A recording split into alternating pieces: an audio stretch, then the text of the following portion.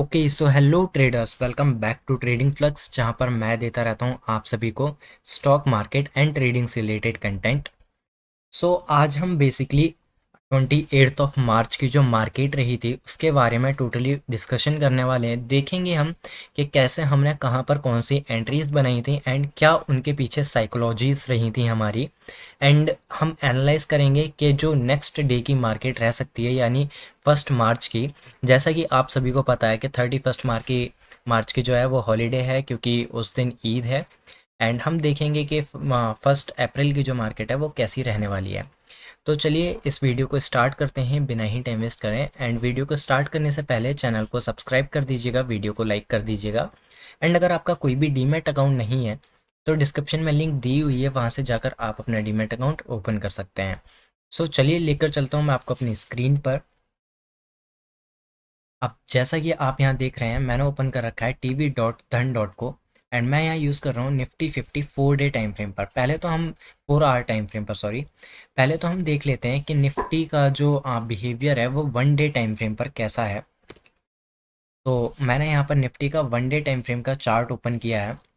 अब 1 day time frame का chart open करने के लिए ये देखिए, जैसे मैंने आपको पहले भी लास्ट वीडियो में बताया था, यहाँ पर हमें एक रेजिस्टेंस फेस करना पड़ रहा है, जो जिसके बाद मार्केट एक डिप में है। अब ये डिप या तो पुल बैक हो सकता है और या फिर एक यहाँ से रिवर्सल आ सकता है। ये एक बहुत बड़ा क्वेश्चन है काफ़ी सारे ट्रेडर्स के लिए। तो देखिए, यहाँ पर हम काफ़ी सारी चीज़ें एनालाइज करके चल सकते हैं। पहला पॉइंट हम ग्लोबल मार्केट को देखेंगे और दूसरा पॉइंट हम गिफ्ट निफ्टी को देखेंगे कि गिफ्ट निफ्टी किस किस टाइप से बिहेव कर रहा है। और तीसरा पॉइंट हम यहाँ पर निफ्टी के फ्यूचर्स को भी देख सकते हैं कि निफ्टी के फ्यूचर्स कैसे एक्ट कर रहे हैं। तो उस हिसाब से हमारे इंडियन मार्केट का थोड़ा सा अंदाज़ा लग जाएगा। अब अगर हम यहाँ पर देखें तो देखिए, मार्केट 23,800 के लेवल पर तक बड़े प्यार से आई थी, यहाँ तक कि 23,860 के लेवल तक आई थी। उसके बाद मार्केट ने एक रिवर्सल फेस किया है।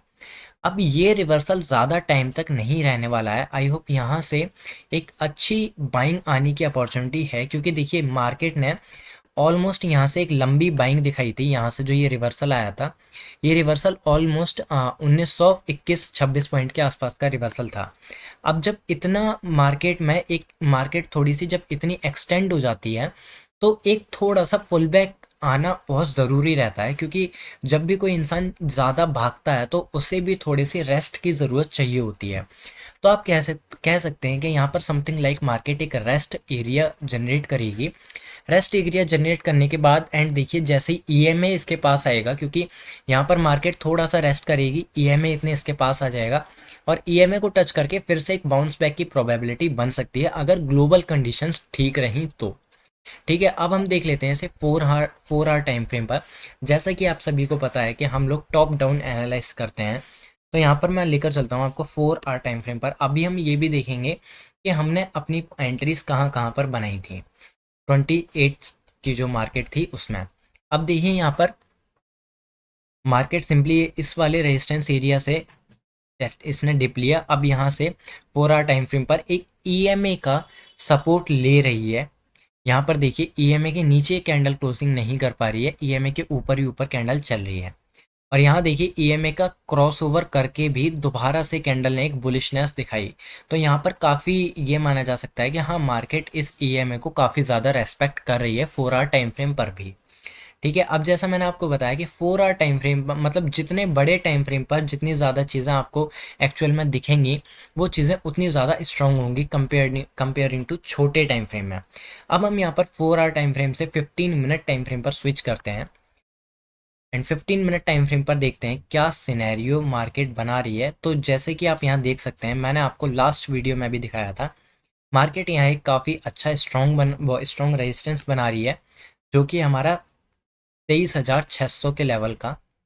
यहाँ पर अगर मैं इस लेवल को मार्क कर दूँ तो ये देख सकते हैं आप, 23,600 के लेवल का मार्केट एक स्ट्रॉन्ग रेजिस्टेंस बना रही है, जिसे मार्केट ने पहले भी एक सेलिंग जोन बनाया था यहाँ पर। और उसके बाद देखिए, फिर से यहाँ पर बार बार रेजिस्टेंस ले रही है। अब रेजिस्टेंस लेने का मतलब क्या बन सकता है और कैसे यहाँ पर हम ट्रेड कर सकते हैं। यहाँ पर देखिए, मार्केट एक ही जोन में अभी तक ट्रैवल कर रही है, लगभग 3 दिनों के आसपास से, 2-3 दिनों से। मार्केट इसी जोन में ट्रेवल कर रही है, इस वाले में। ठीक है, अगर हम वहीं 5 मिनट्स पर देखें तो 5 मिनट्स पर देखिए 28 मार्च को मार्केट ओपन हुई। ओपन होने के बाद एक थोड़ी सी सेलिंग दिखाई, क्योंकि यहाँ पर देखिए एक ये रेजिस्टेंस एरिया था, सॉरी ये सपोर्ट एरिया यहाँ पर बन रहा था। अगर मैं इन लेवल्स को डिलीट करूँ तो यहाँ पर देखिए एक ये जस्ट लाइक सपोर्ट एरिया बन रहा था। अब यहाँ पर क्या हुआ, सपोर्ट एरिया ब्रेक हुआ, नीचे तक का टारगेट आया। ये फर्स्ट टारगेट, यहाँ तक का कोई प्रॉब्लम नहीं है, बिल्कुल सिंपल ट्रेड था। ये इसकी थर्ड कैंडल थी। ठीक है, 20 वाली 920 वाली स्ट्रेटेजी जिसको पता है उसने यहाँ पर ट्रेड किया होगा। इसका लो का ब्रेकडाउन हुआ एंड 920 कैंडल का ब्रेकडाउन हुआ, और यहाँ से देखिए यहाँ तक का आपको ऑलमोस्ट अच्छा टारगेट मिल गया, जो कि ऑलमोस्ट ऑलमोस्ट 60-70 पॉइंट के आसपास था। ये आपको एक अच्छा स्कैल्प मिल गया। अब अगर आप 5 मिनट टाइम फ्रेम पर देखेंगे तो यहाँ पर देखिए आपको एक डब्लू भी नज़र आ रहा है।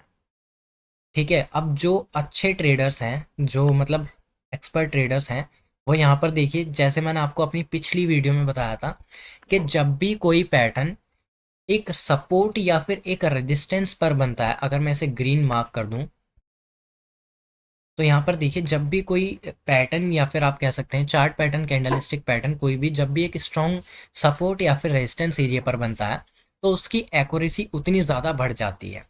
अब देखिए यहाँ पर 5 मिनट टाइम फ्रेम पर एक डब्लू समथिंग लाइक पैटर्न बना, यहाँ से सपोर्ट एरिया से बिल्कुल सपोर्ट लिया, और उसके बाद देखिए हम यहाँ पर आकर डब्लू पैटर्न करने के लिए इसकी जो ये वाली लाइन है, हम यहाँ पर आकर कहीं एंट्री बनाते इसके हाई पर, क्योंकि हमें कंफर्मेशन होने के लिए यहाँ पर ब्रेकआउट होना ज़रूरी था। ये देखिए या तो ये इस वाले लेवल से बिल्कुल टच होकर तब ऊपर जाता।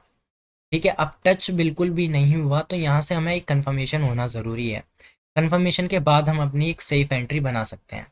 तो यहाँ से देखिए कंफर्मेशन हुआ, 9 एंड 15 ईएमए का भी क्रॉसओवर हुआ यहाँ पर, और यहाँ से हमने ऑलमोस्ट 80 पॉइंट के आसपास कैप्चर कर लिए। ये मेरा first trade and last trade था। हाँ, लास्ट नहीं, यहाँ पर भी मैंने एक ट्रेड बनाया था, सेकंड लास्ट ट्रेड था ये।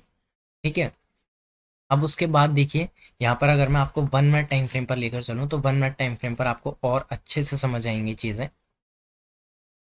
तो यहाँ पर देखिए ये वाला मेरा ट्रेड बन रहा था, मैंने 5 मिनट टाइम फ्रेम पर देखा था कि हाँ 5 मिनट टाइम फ्रेम पर डब्लू बन रहा है और ये जो ट्रेंड लाइन थी ये फॉलो हो रही है। ठीक है, इस टाइप से ये ट्रेंड लाइन बन रही थी। अब यहाँ पर 9 एंड 15 ईएमए का क्रॉसओवर आया, और देखिए जो 1 मिनट टाइम पर वो ट्रेड कर रहे होंगे उन्हें देखिए काफ़ी अच्छे पॉइंट्स यहाँ पर देखने को मिले होंगे।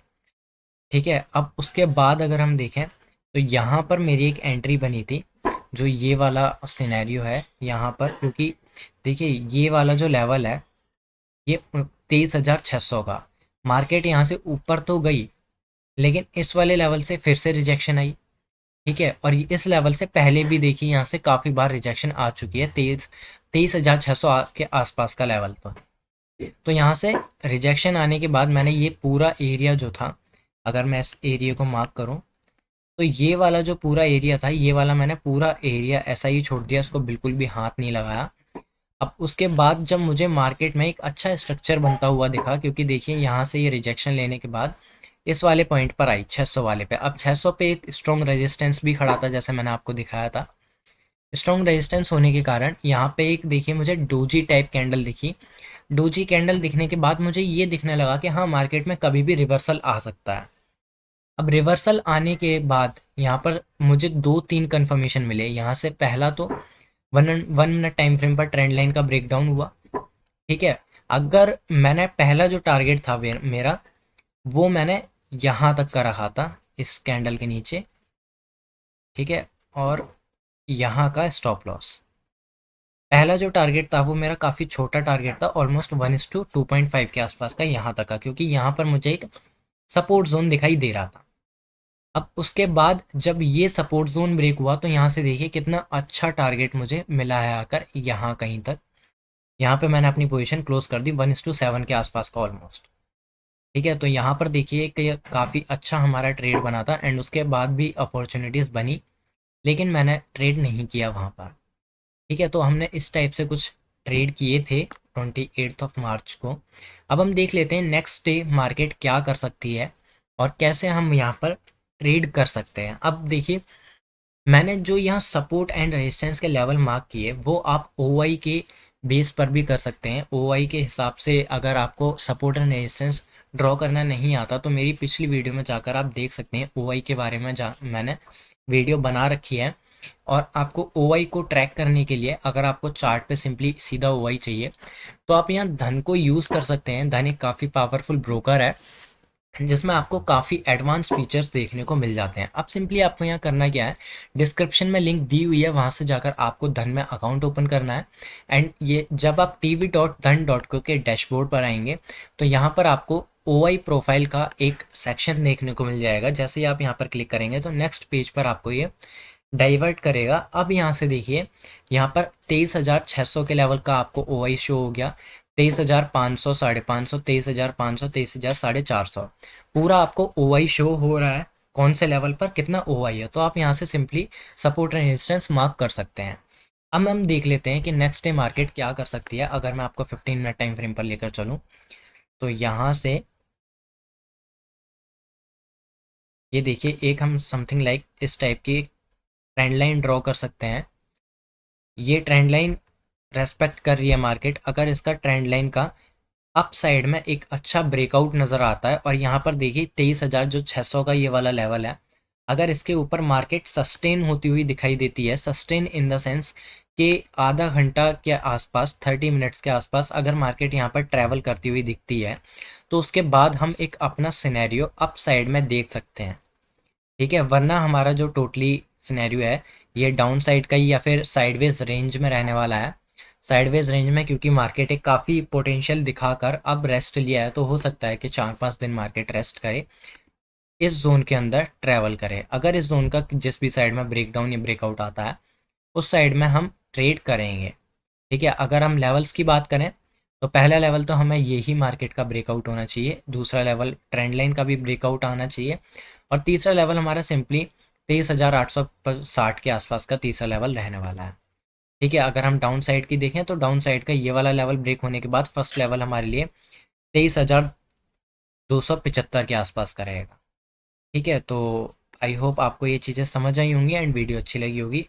इस वीडियो में आज के लिए इतना ही, मिलते हैं नेक्स्ट वीडियो में, तब तक के लिए bye bye and take care and thanks for watching this video.